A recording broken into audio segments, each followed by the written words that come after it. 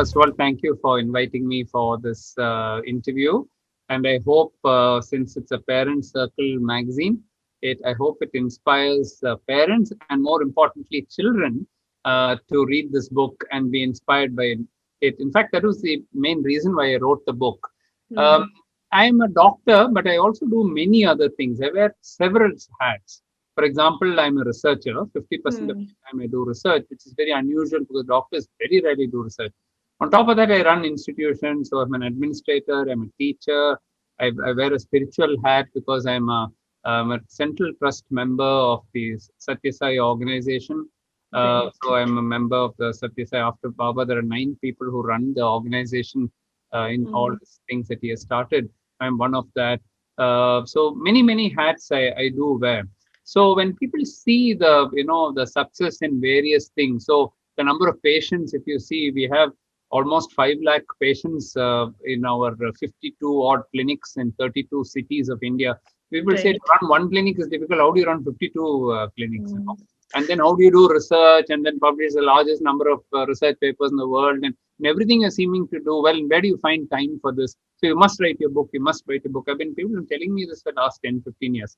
So then I thought, okay, if I write my book, in fact, the people even challenged me and they said, you cannot write so many papers. It's impossible. You're doing something funny. You're not doing this. Mm. So when it came to that, I thought, okay, that it's possible if follow a disciplined life and so on. And so I thought I'll share some of the secrets which I have experienced in my life, and that was the inspiration to write this book, so that youngsters who read it can feel inspired. Because there are many teachers who did help me, as you'll read in the book, but there are also Mm. many teachers who discouraged me. Everything I wanted to do, they kind of poo-pooed the whole day. I said, research, what? You're going to get Nobel Prize, huh?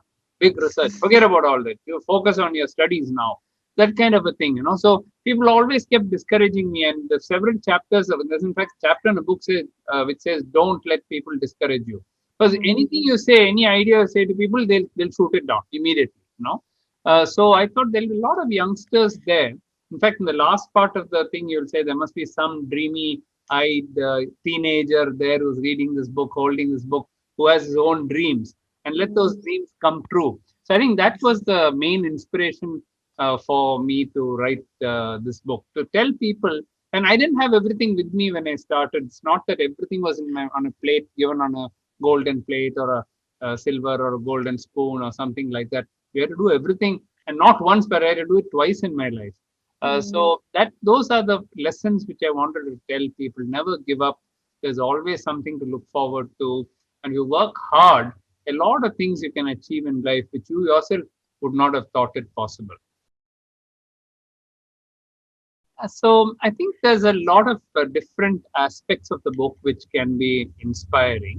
So first of Mm. all, each chapter deals with a particular ingredient of success. For example, Mm. how do you get success? So Mm. one of the chapters, for example, I speak about focus. And I say that if you focus on something, then you can go very deep in that. And for example, since there'll be students who may be listening to this, or parents, I gave the example of one of my teachers who taught us the power of focus. So he took us and I often say this in some of my speeches, he took us out into the sun, and then he Mm. took a piece of paper with him and he said, okay, I'll hold this paper with me the whole day, and the paper is not going to burn. But if I Mm. do something else, if I focus, this paper will burn in the next few seconds or minutes. He said, then he took out a magnifying glass from his pocket. Mm. And then Mm. he holds it, with the sun's rays focused on it. And the small beam, now gets focused on the piece of paper. And within a minute or two, the paper catches fire because the Great. entire rays of the sun now gets focused through this magnifying glass onto the paper. So he showed us the power of focus. And he said the sun is there and the paper is there, but it could not burn. But Mm. now that the sun's rays are focused, the power multiplies so many times. So I mentioned that in my book. So I tell youngsters that if you focus on what you want to do, most people are so diffuse. They're trying to do this and they're trying to do that and they're trying to do that. So I'll say there's nothing wrong in being multi-talented or wearing multiple hats. I do that. But in each of them, you must be able to focus. If you don't do that, then you'll be a scatterbrain and you're not going to get anywhere. So if you're Mm. able to focus and do only one job, do that well. you're able to focus and do two jobs at a time, do that also well. Different people have different capacities. But if you don't focus, you're not going to achieve. And that's a big lesson takeaway for people. The other thing, of course, that I talk about passion, follow your own passion. In fact, somebody who read the book wrote to me recently, and he was also writing an article about this book. And he wrote to me and he said, in the first chapter, you said that you wanted to be a writer.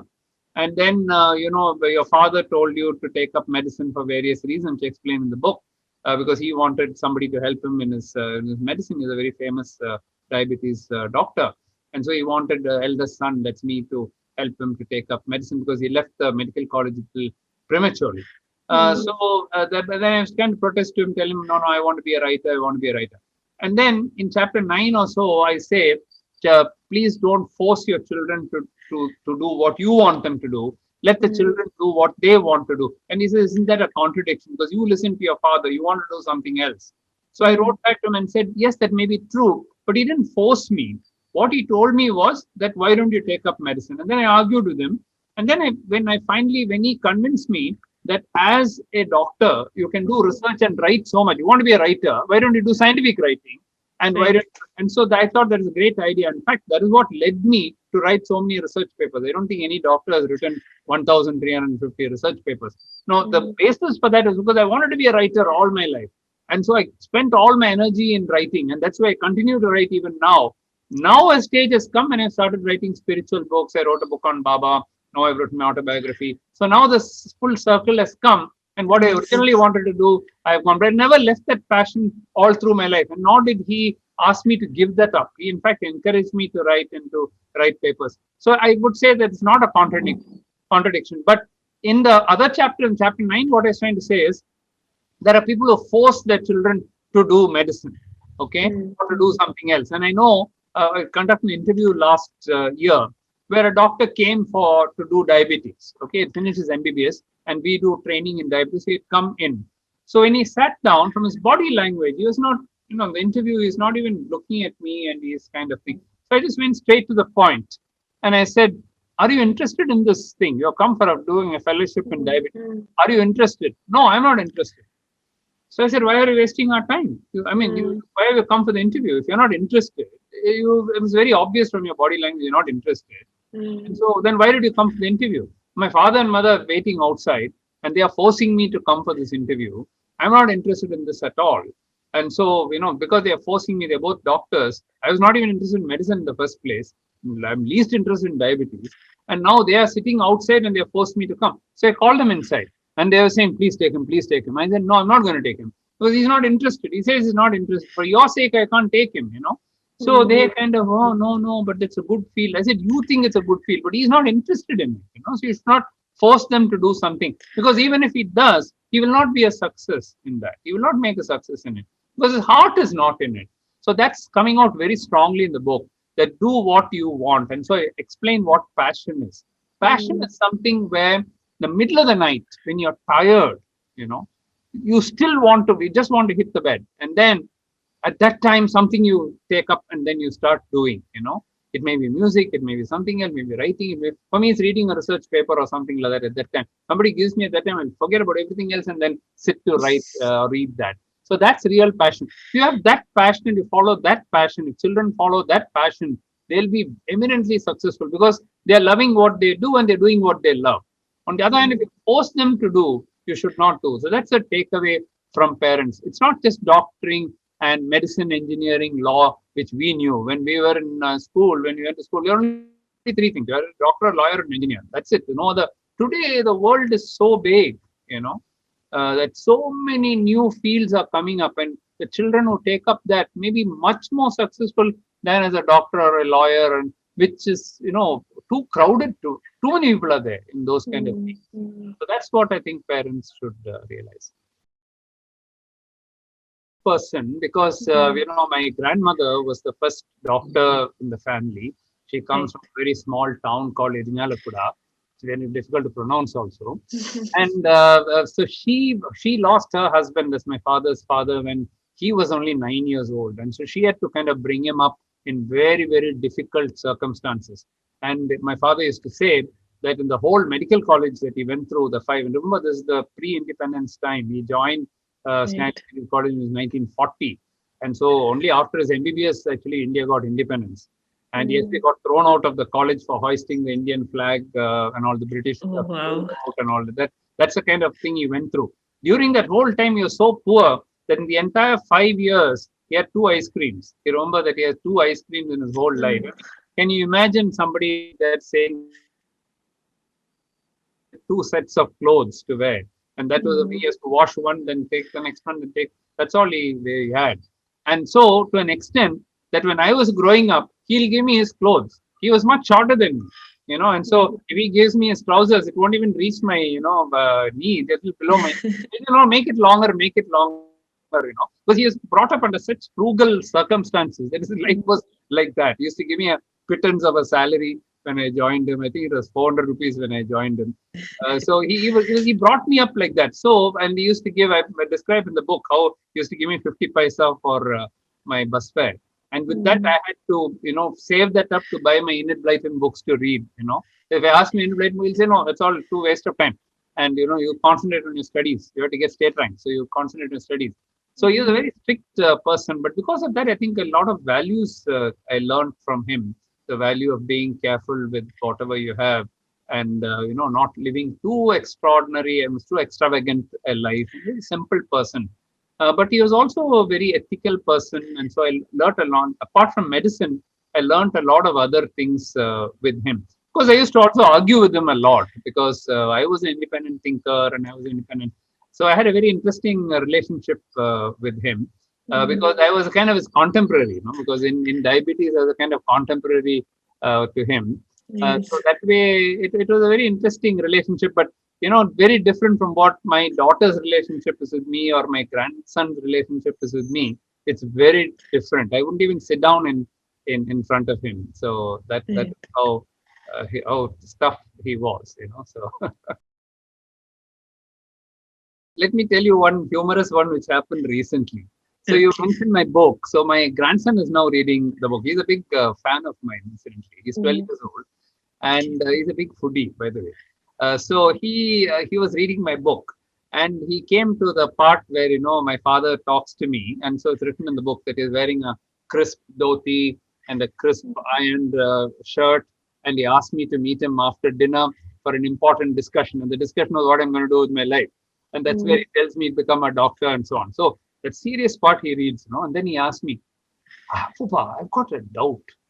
I said, what's your doubt? What did you have for dinner that night? He's asking me 55 years ago what I had for dinner. Because as a foodie, the first thing he thought about dinner was what did I eat that day, not what he told me, after that. Seriously, he was asking me, not as a joke or anything. What did you have for dinner? And I also played along with him. Oh, I had dosa and I think I had a little sambar with it or chutney. I don't remember what it was.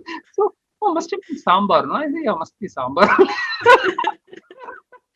So, I mean, children, how they react when they see certain things is so funny that you won't even think that somebody. I'll tell you another instance. I had a nephew Mm. of mine, my brother's son. My brother's Mm. also a doctor. So his son. So you can see the library here. If you're seeing only one section, there's another section here. So Okay. huge, Okay. like an L-shaped, huge, thousands of books I have. So one day when he came home, he said, "I want to see your library and all." So I heard you have a big library. So I said, "Yeah, yeah, I'll take you." So I brought him here. So he went round. He saw all the books he saw, and then he asked me, "Where's Harry Potter?" He asked me. So I said, "No, I don't have a Harry Potter book." He just walked out. He said, "Any library without Harry Potter is not worth calling it a library." So, I mean, children react in ways which, and I was trying to impress him with all my books and everything, and he was not impressed. He said, "If you don't have a Harry Potter, what's the point? I mean, there's no point in having." He's very frank about it. And he just walked out. He said, "No, I'm not interested. I came to see Harry Potter. Don't have it. It's not worth it. You just change your library, bring in some Harry Potters." First of all, let me tell you that diabetes in children is a very broad term now because Mm. earlier, if you talk about, say, not five, but 15, 20 years ago, when you said diabetes in children, there's only one type, and that Mm. is juvenile type 1 diabetes. And that type of diabetes is the most severe form of diabetes because children don't have a drop of insulin in their body. And remarkably, this is the 100th year of discovery of insulin. Oh, wow. 2021, 1921, Banting and Best discovered insulin in the University of Toronto. Until then, children who got type 1 diabetes, most type 1 diabetic were children. If they got type 1 diabetes, they normally live for 3 months. It is worse than the worst of cancers. 6 months was unusual. 1 year was almost unknown.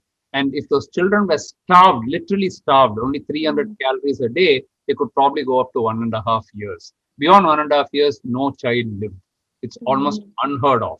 The child will slowly melt like that, become skin and bone, and then pass away. They'll go into coma, and it's one of the worst conditions. And this is 100 years ago. 1921 was when it was discovered. Only 1922, 23, insulin actually came. So not even 98 years we've had insulin. And that was the only type of diabetes that we had in children all these years. Today, it's changing because that type of diabetes is still there, and we still have to give insulin for them. And insulin has saved their lives. And those children who got diabetes at that time and beyond have now lived up to 60 years, 70 years, 80 years, thanks to insulin. And that's why the Nobel Prize for insulin, discovery of insulin, was given within 1 year of its discovery. It's never happened in Nobel history that 1 year after a discovery, they give the Nobel Prize. They normally wait 10, 15 years to see what is the discovery like, because sometimes they'll find the discovery is not actually good and they can't take back the Nobel Prize. So they normally wait. But no, in the case of insulin, it just with a miracle. They just inject the child and the child wakes up from death, from jaws of death, the child comes back. Now, that was the only type of diabetes in children. Today, it's being replaced because the adult onset diabetes, obese, the lack of physical activity, the eating too much. In type 1 diabetes, by the way, this juvenile diabetes, it's not due to any of those factors. It's not due to overeating, it's not due to dietary problems, not due to obesity, not due to lack of exercise. The pancreas just switches off. One day, an autoimmune reaction takes place. Pancreatic beta cells are gone, no insulin, and the child becomes type 1. And you have to only give insulin 4 times a day to keep that child alive, or use a pump or something. But today, the type of diabetes in India, which is increasing very rapidly, is type 2 diabetes. It usually used to come at 50 years, 40 years, 30 years, then became 20 years, then it became in adolescence. Today, 8-year-old children, 10-year-old children, 12-year-old children, due to obesity, due to family history, due to junk foods, due to lack of exercise, due to stress, due to tension, due to so many things, they are developing diabetes. Now, the good news is that that type of diabetes is number 1, preventable, number 2, reversible, and number 3, treatable, even without insulin. So, but that's the one which is increasing very rapidly because so much of obesity is coming in children that it's increasing very rapidly.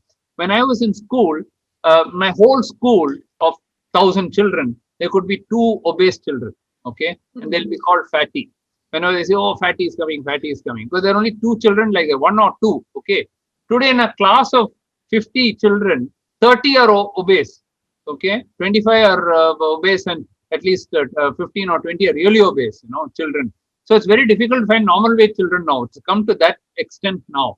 So obesity has become such a big factor that with that comes insulin resistance. Not that common as in type 2. It's not increasing in epidemic proportions. This is the one which is increasing in epidemic proportions. So I think as parents, you have to be very careful to see that your children exercise, that they play, that they go outdoors, and that they're not sitting all the time. Because sitting is a new smoking, as I say. So if you keep on sitting, your health is going to go down. So you'll have to get your, either your watch or your Fitbit or your phone or pedometer or something to count your steps and see that your child gets at least 10,000 steps a day, if not more. Children can do more, 15,000, 20,000 steps they can do. As adults, they should get at least 10,000 steps. Children can do much more actually. So the symptoms actually come late. So if you're going to wait for the classic symptoms are you keep drinking water, you go to the toilet often, you get wounds which don't heal or boils all over the place, which is not healing, tiredness, the child is always feeling tired and sleepy and so on.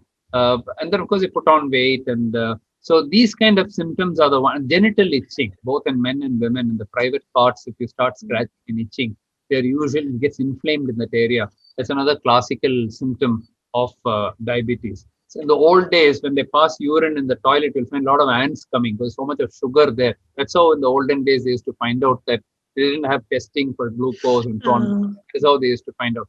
These are all the classical symptoms of diabetes. But 50% of the people who get the diabetes, both adults and children, till very late stage, don't develop symptoms. So if you have so how do you check whether you have right. type 2 diabetes? Type 1, you need not even check. It will be so severe that they'll come with all these classical symptoms will come Mm, very fast in type 1, and you can't miss type 1. If you miss mm, type 1, you can actually child can die because it becomes so severe, they become so sick that if you miss it at that point, it can be dangerous. But type 2 diabetes you can miss because it's very slow in its onset.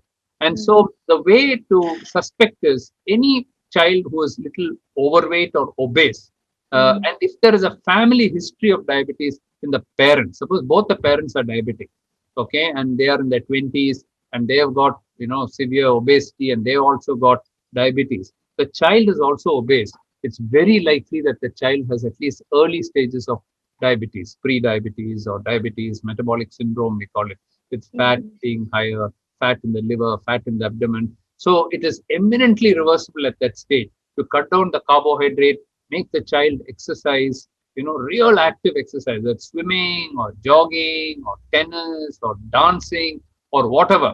If the child likes, if you can make the child really sweat it out and then cut down the carbohydrate, increase the protein intake, increase a lot of vegetables and so on, then you will find that you can reverse it at that stage. So parents must be on the lookout for this type 2 diabetes, especially if there's a family history of diabetes. First is the family history. So if the mm, father and mother have diabetes, the risk is very high. Second is obesity. Third is physical inactivity. The child is always, not doing any activity. The risk keeps increasing. Number four is stress. So stress, it can be, you have to get that prize, you have to work on this, you have to come first in the class, you have to do this, do that. That kind of stress, disappointment, stress, depression, they go into all those can be, can lead to diabetes. And it can be mental tension also. See, either sometimes the parents get separated or something else, and child internalizes all. The child is not able to tell it, but very deeply into the subconscious it goes.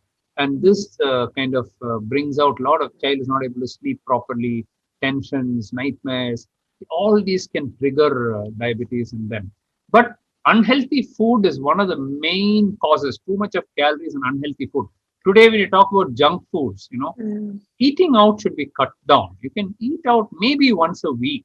I would say once or twice a month is when we were there, once or twice a year is what we used to have. So once or mm, twice a week, more than that, if you eat out, children, especially junk foods, and the pizzas and burgers and the high fat meals and the high sugar meals, high carbohydrate meals, too much of rice, too much of wheat. mm, These are the things which produce diabetes. Vegetables should be encouraged, more and mm, more vegetable intake and protein intake. So protein can come from either non-veg, fish or chicken, or white of the egg or something like that, or from all the grams, Bengal gram, mm, wheat gram, mm, black gram, soya, mushroom. These are all very high in protein. So protein is a muscle builder. So protein mm, should be encouraged. The carbohydrates should be cut down, and the healthy fat should be taken. So there are healthy fats and unhealthy fats. So, for example, butter and ghee and all that are saturated fats. Whereas mm, if you have the unsaturated fats, this comes from nuts and seeds and some of mm, the oils like say gingerly oil or groundnut oil. These are rich in monounsaturated fat. So if that they are able to take, then you will find that they are much healthier than eating the unhealthy fats or carbohydrates. If both the parents have diabetes, the chances are very high, very, very mm, high. The child is very almost difficult to escape. If one parent has it, the risk comes down to 50%. So, mm, but even if both the parents have it, or if one of the parents has it, it is possible to prevent diabetes because the genetic factor is one. The way I explained this, mm, the genetics and environment, it's like a gun. right. Okay, now the gun, you have a bullet. So without the bullet, you cannot fire the gun. But even if you have the bullet inside the gun, if you don't pull the trigger, the bullet doesn't come out. Just because you put it there and then you lock it away in a locker, it won't go off by itself. Somebody has to pull the trigger. So that bullet is the genetic factor. It's already the gene, already in you.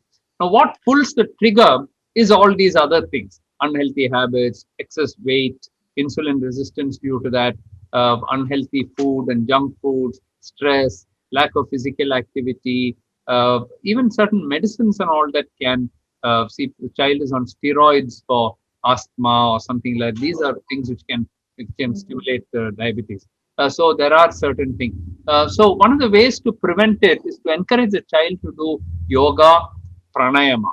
If they're able to do that every day, little breathing and deep breathing is good. Even to prevent COVID and all that is very good. If your lung capacity improves, it's very good. So doing pranayama, yoga, and of course physical activity. Burning the calories is very important. Step counting is very, very important. As I mentioned, at least 10,000 steps a day. Anything beyond that is actually quite good. What they like. So if you tell a child just go for a walk, the child may not be able to do that. But if you tell the child see, one child may like to play badminton, another may like to play cricket, one may like swimming, one may like dancing, one may like basketball, one may like something else. Find out what the child likes and encourage the child to do that if possible every day, 7 days a week or at least 5 to 6 days a week. So if you teach the child from the beginning itself, sitting is bad. So anytime sitting, within an hour, you should get up and move, not sit in one place for such a long time. So if that encouragement, so this goes back right up to the school days, because see, in schools also physical activity is there. So even today in online also, what they try to do, they say, all right, we'll do physical activity. Children switch off the video and then they're simply sitting and reading or doing something else. They're not doing it in the class. What if they have it, face to face, they really have it. They'll bring a certificate from their parents saying, no, he can't do physical activity, something and all that. See, in China and all that, they force the children to do physical activity, whether it's gymnastics or any other physical activity, because marks are given for that. Not just academic, scholastic performance. You have to get in your physical performance also. So then people will start, giving more attention to that. So if they do that, and then encourage children to, now, schools have also started, checking the lunch boxes of children to see that junk foods don't come, and that some, healthy food should be there, some vegetables should be there, some fruit should be there. Any child who takes a lot of fruit and vegetables, automatically the cereal intake, the rice or the wheat, will go down, because they already hunger is already satisfied by them. So we should encourage the child to take at least once a day some fruit, once or twice a day vegetables. If you just add that, the child is going to get vitamins, iron, B12, and all the nutrients, minerals, everything comes in. So the child is going to be healthy, all the micronutrients that are needed, B12 and so on. Otherwise, they get deficiency of all that. A glass of milk is good because it gives them calcium. Vegans keep talking about milk and its controversy and so on. I believe that milk has too many nutrients to just give it up. So at least a glass of milk every day is also very good. So if these things and then the other very important thing is to go to bed in time and get enough number of hours of sleep. See, today, children might, get tempted to watch Netflix or something and movies, and then keep watching up to 2 o'clock, 3 o'clock in the morning, and then they don't get up in time. See, then their circadian rhythm is completely upset. See, nature designed you to go to bed at a particular time. In fact, recently we just published a paper, not in children, but in adults, where we showed is not only the number of hours. Number of hours, we published one paper, 6 to 8 hours for adults. For children, it will be 8 to 10 hours of sleep. For adults, it's 6 to 8 hours. If an adult sleeps less than 6 hours, or a child sleeps less than 8 hours, it's not sufficient. Their sleep deprivation will set in.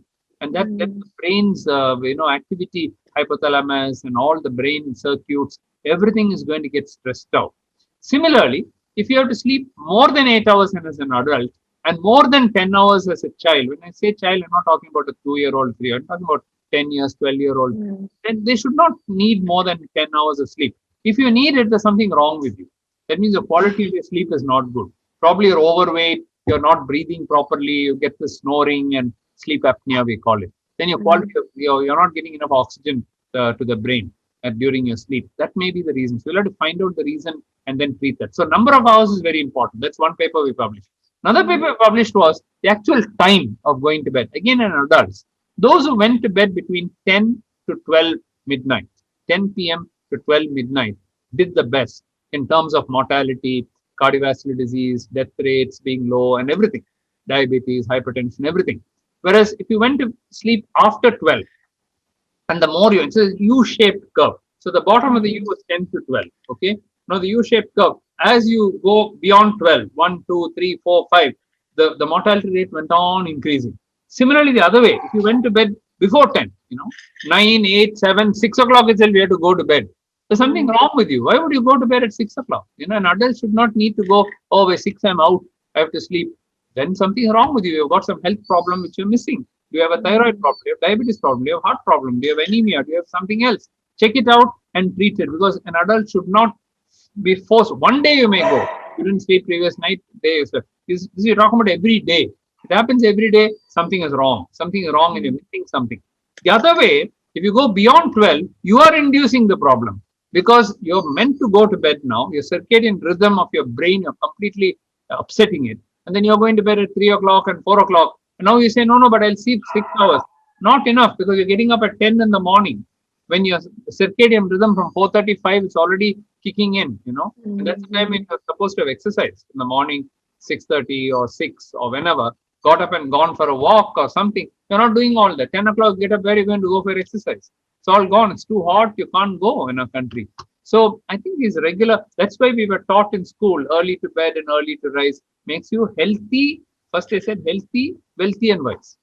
Health is the most important thing. It's true. Today, after years of research, we're proving what those old proverbs taught us.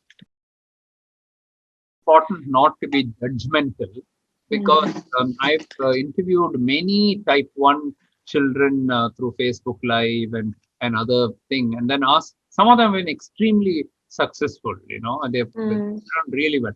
Others have not done so well. So when I've asked them, what was it the support of your parents? And they said, yes, because my parents were not judgmental.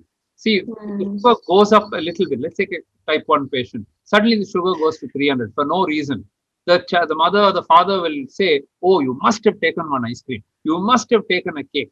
That's why, tell us. Where did you get that from? No, mama, I didn't eat. The poor child is trying to say, I didn't eat. It's due to something else, something the insulin injection didn't go in properly or something. But the parent is always accusing the child of doing something. So, and the doctor too, when the doctor goes there, children are scared to face the doctor because their sugar level goes high, or he'll scold me. There is a question of scolding. There's not something wrong they did or something. It's their illness. It's something. So we must have empathy to them and say, okay, now how do we bring this a little better? This time you're not done so well. So by the next time when we go for the checkup, you should be able to get it better. So how do we work on this together? So if they are partners with the child, they can help to control the diabetes much better than trying to sit in a position of a judge. I'm the judge and you are the criminal and I'm going to judge you, When they do that, children revolt after some time and they don't listen to the parents. They say, anyway, you don't believe me, so why should I do that? So that question should not come. The children should always trust their parents and take them more like a friend rather than like a, some judge sitting somewhere. So I said, if it is type 1 diabetes, not related to not related to lifestyle at all. It's not their fault. It's not the fault of the parents. And you remember, 50% of all the childhood diabetes is type 1 diabetes, if not more. Yes. 70%. Now, in that case, what happens is like a switch going off. Now, I have the light here. Now, if I just switch that off, it's gone, isn't it? Now, the switch suddenly can go. Electricity fails. Something happens. The sudden switch which is going off. Now, why it went off? There are 100 reasons why it went off. But ultimately, there is no light and it's gone. And it's not my fault. The electricity goes. No, it's not my fault. This program suddenly gets cancelled now because electricity goes away. It's not my fault. It just happened. But suppose I did something wrong now and I did something to make this program go wrong. That is something which I can correct. Type 2 diabetes is like that. So type 2 diabetes is because a child has been overeating, child has been not exercising, but that may not be the child's fault. It may be the way the family is behaving. So we say the genetic factor, we say father and mother having diabetes. Well, the father and mother may not be the gene. It may be because the father and mother lifestyle is not good. They are not sleeping in time. They are watching movies all the time. They are overeating all the time. They are, having too much to eat. They are not exercising at all. How do you expect the child to do it? The child will follow exactly what the parents are doing. Whereas suppose the parents were, every morning going for a walk and every morning going for a thing, and they are all, measuring their steps and everything, child will automatically start doing it. Because the child will think this is the way of life. Child is being taught. So first we should be role models. We should be a role model. We should do. If I am as a doctor and I'm talking about all, I don't do any exercise. I'm so fat. I'm this that. Which patient will listen to me? Nobody listen to me. Whereas I'm a role model, I can tell them. I can show you. In fact, my steps even today I've done. So I can say I'm doing it every day. Why can't you do it? I'm a busy doctor. I can do it. So then they get inspiration to do that. So I think we should not during teenage. Yes, if it is type 2 diabetes, it is lifestyle related. But again, it's not the child's fault. It's a society which has become like that. It's become an obesogenic society. Today, everything is TV, everything is remote control, everything is, you're going by car. Even to the nearby grocery store, you want to go, you're going by car. Everything is become so much automated, that the child is not getting opportunities to burn the calories. So we should find opportunities to burn the calories, opportunities to eat a little more healthy as a family, adopt some healthy ways. That way you can help the child to control. The case of type 1, all that is not there. You simply have to teach them to take insulin properly and be a source of support, emotional support to them, so that the child thinks that taking insulin is not a bad thing, but it is a life-saving thing, and the child has to do that. So depending on which type of diabetes you have, you can provide that support to the teenage. So gestational diabetes is defined as diabetes during pregnancy. So they have no diabetes before the pregnancy, then they become pregnant, and by the first or the second trimester, usually by the second trimester, if you see suddenly the sugar will start going up. Now, usually this is a form of type 2 diabetes which comes during the pregnancy. Outside of pregnancy, they don't have it. But because, just like as I said, when you put on weight, you'll get it. Gestation is pregnancy is a situation where all the hormones in the body change. The cortisol level goes up, your growth hormone goes up, your placental lactogen goes up. There are a lot of hormones in your body. These hormones are all anti-insulin hormones. So when their level starts going up, suppose you've got this much insulin, okay, and as the pregnancy, what happens is because these hormones keep going up, your insulin resistance keep going up. So you have to keep on producing more and more insulin to counter this. Now, if you don't have a genetic trait and you're not one who's going to get diabetes, you can keep on producing as much insulin you want and you will not develop diabetes. So this is a normal pregnant woman whose insulin resistance will be there, but they don't develop diabetes. But if you have a tendency to get diabetes, what happens at that particular time is that when you are trying to bring out more and more insulin, the pancreas will fail because you genetically have the defect or some other problem is there, and so you will get the diabetes. That is called gestational diabetes. So usually there are no the signs and symptoms of gestational diabetes. Sometimes you can have the symptoms I told you about, like thirst and so on, but usually you don't have it. It can be very silent. And for that reason, I think we have to test. So today the government, both the central government as well as our local governments, have all made it mandatory that all pregnant women should be screened for diabetes.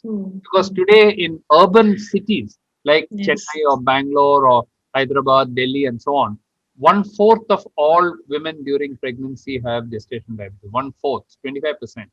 So if you want to pick up the 25%, you have to screen all the 100%. Then only you pick up 25%. It's not a rare disease. 1 in 4 women. How do you know which the 1 in 4 is? So screen all the 4, you'll pick up that one. So that is how it's done. So if you keep screening for pregnancy during the pregnancy for diabetes, you'll pick up gestational diabetes. Once you pick it up, it's very easy. Little bit of diet control, make them walk a little bit. Sugar is very high. One shot of insulin maybe. Even sometimes tablets are now given, although insulin is preferred during pregnancy. And then it's very easy to control it. We have shown in a big study, we called it as WING study, Women in India with Gestational Diabetes Study. So in that WING study, we showed that if you treat pregnant women with gestational diabetes properly, they can have a normal delivery, normal weight of the baby, and everything like a normal pregnancy, as if they did not have gestational diabetes. That is very big breakthrough that we showed. So you don't have to worry if you got gestational diabetes. You have to look after yourself. Now remember that after the gestational diabetes, after the pregnancy, after the delivery, Sometimes the diabetes goes away. About Mm. almost 80-90% it will go away. But Mm. here's a catch, that within 4 or 5 years, 70% of those women will convert to type 2 diabetes. So if Mm. they don't watch out, because by then they'll grow older, they'll put on some weight after the pregnancy, and then already they've been the body already diabetes has come once, so it'll come back again. So that's a great window of opportunity to prevent diabetes. So once you know the gestational diabetes, you know that lady is definitely going to get 70% in the next 5 years is going to get diabetes. So if she starts working on her exercise, if she starts, reducing weight, if she's overweight, eating a little healthy, and taking all the steps to prevent diabetes, then she can definitely prevent diabetes from coming. All that I mentioned comes under that. Number one would be sleep. So Mm. get the number of hours sleep right, and then get to bed on time and sleep the required number of hours. If you do that itself, you're starting the day well, because you've gone to bed in time, you're getting up fresh. So your immunity is going to build up, your body is going to get healthy. Number two, physical activity. We Indians simply don't exercise. Only 5 to 10% of Indians do any form of exercise. So we must start exercising to become a fitter nation. If you become a fitter nation, your muscles will be better, your fat will go down, and thereby your obesity, diabetes, hypertension, all the non-communicable diseases will go down. Will become a much healthier nation. So physical activity should be built in. Number three, reduce stress. So reducing stress you can do in any way. You can do it through a hobby, you can do it through music, you can do it through any other thing. But you're able to do a little bit of breathing. If you add a little bit of breathing into it, breathing is one of the best ways to relax. Right now, if you're stressed, what happens is the tension here behind the muscles will be stressed like that. The moment you do some breathing, you'll become relaxed. The whole body will relax like that. And for that, all is needed 5 to 10 minutes of breathing. Take through inhalation through one nostril and leave it, exhale to double the time for exhalation. Then take it through this nostril and through that. And then the one set like that, maybe 10, 12 times. Then another 10, 12 times, take it through the mouth like that and leave it through one nostril. Then take it through the mouth and through the other nostril. Another 10, 12 times like that. The whole thing takes about 5, 6, 8 minutes, and you will be completely relaxed. Just keep your eyes closed and do it every day. If you're a very hyper person, type A personality, do it twice. Do it in the evening also. Normally, once is enough. If you do it once, throughout the day, you remain calm. All the stresses of life which come will bounce off you. It won't hit you. It's like an arrow. You have a shield, arrow will come and hit and go off. But if you don't have the shield, arrow is going to pierce you. So, like that, I think the pranayama is very, very good. 2 or 3 minutes of meditation is also very good. Finally, healthy eating. See that everybody eats fruits. See that compulsorily you add some protein in every meal, whichever protein you like, vegetarian, non-vegetarian, doesn't matter. Look for the protein and add vegetables, healthy vegetables. When I say vegetable, I don't mean potato. I mean cauliflower or beans or cabbage or any other beans, whether it's salad or tomatoes or cucumber or whatever you want. Some salads or some veggies to be included every day, because they are the powerhouse of nutrients. They give you all the nutrition you need. They give you minerals, vitamins, B complex, everything at B12, everything it will give you. So if you're able to add that to your diet, and generally be contented with what you have, that's very important, because always there is a tendency. I've got this car, now I want a Benz. When I get a Benz, then I want a Rolls Royce. Then I want something else. That it keeps on. There's no ceiling of desire. Mm. Some ceiling of the okay, I've got a car, I'm happy. Oh, I get something else, I'm fine. At least I have a car, I have a house, I've got something. Be happy with what you have. Otherwise, there's no, you're always comparing someone else. I've got something, but he's got a plane. I don't have a plane now. When you get the plane, then you will have something, you'll have as well as a ship now. He has an island now. I'll go and buy an island now. So always you're looking for something else, and this keeps on. Until you get sucked into that, and you'll never be happy. So I think being contented with what you have, time management. Another very important thing is time management, because everybody has a certain limit. Some people can do extraordinary things. Some people can do some more or less things. Based on your capacity, you manage your time so that you have time for everything. A balanced life. You have some time with family. You have some time to read. You have some time to enough time to sleep. And then you do all the work which is given to you with increased, attention and focus, and therefore you're able to do a good job of it, rather than taking on too much which you cannot handle. Must know when to say no also. So suppose you are only able to take a certain limit, you must say that's it. Beyond this, if I take it, my life is going to get completely screwed up. So I'm not going to do that. This is my limit. And everybody has different limits. So whatever is your limit, you restrict to that. I think the simple things, if you follow, you will have a very contented and a life which is very happy. You'll never be unhappy. And that is the root cause of all these non-communicable diseases. Like all these are related: diabetes, hypertension, obesity, this one, heart disease, heart attack. All these are some cancers also. They're all related, and of course depression, mental illness, all this. So they all come under the umbrella of non-communicable diseases. And then of course good habits: smoking, chewing tobacco. These are all killers. It's poison. You're putting that into your mouth and you're going to get oral cancer, this cancer, lung cancer, something. And then drinking. You keep on drinking, your cirrhosis, liver gone, that gone, this gone. So once you have, good habits, then you will find that you have a life which is very satisfying, and you're able to contribute to something. And if you're able to think of others rather than yourself, all the time thinking of my wants, my this thing, my you will never be happy. And my guru Sai Baba used to often tell us, when people come to him and say, I want peace, he'll say, first remove the I, okay, then you remove the want also, then you will have peace. I, ego, and want. As long as you say I want peace, you'll never have peace. Remove the I and remove the want, your peace is there automatically for you. Otherwise, you'll have only pieces. Your life will become pieces. Diabetes is growing because of this only. All the things that we discussed. If you imagine 10 years ago, 20 years ago, how many people had a car? How many people had television? How many people had, computers? How many people had all this? Nothing was there. You had for everything. You had to walk. You had to go around. You had to school. You'll walk and go. Something else, you cycle and go. So that was a lifestyle those days. Over a period of 10, 20 years, in a compressed period of time, everything became automated, everything became mechanized, and everything. Life became so mechanical. That is why all these lifestyle disorders, we have been tracking it from 1970s. We've been tracking, and the growth is going like that.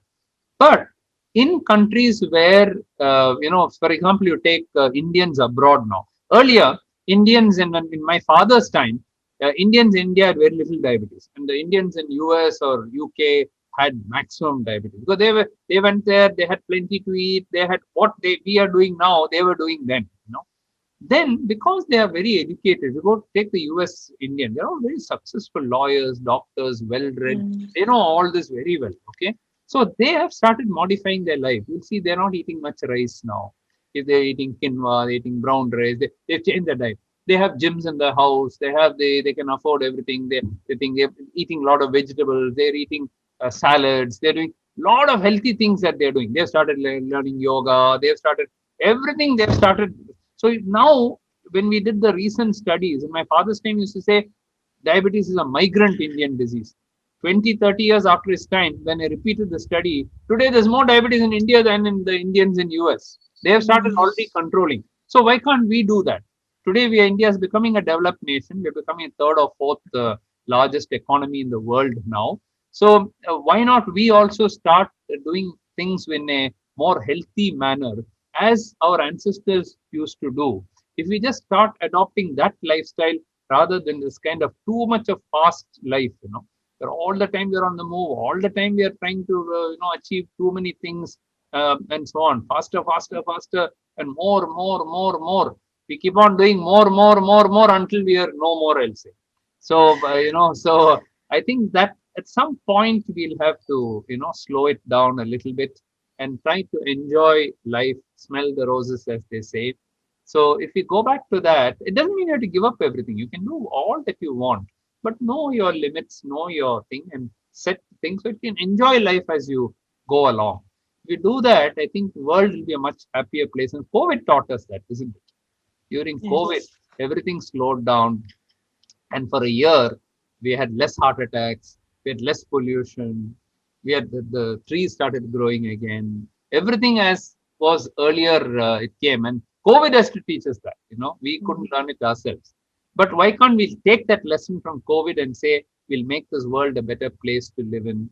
We will start respecting nature. We don't cut down too many trees. We'll plant more trees. We'll make it a greener place. We'll find more time to spend with family. We'll eat more at home. COVID time where you could not order anything. Many of my diabetic patients, the sugar control improved during COVID. But there was no Swiggy, no Zomato, nothing. They could not order anything. They could not.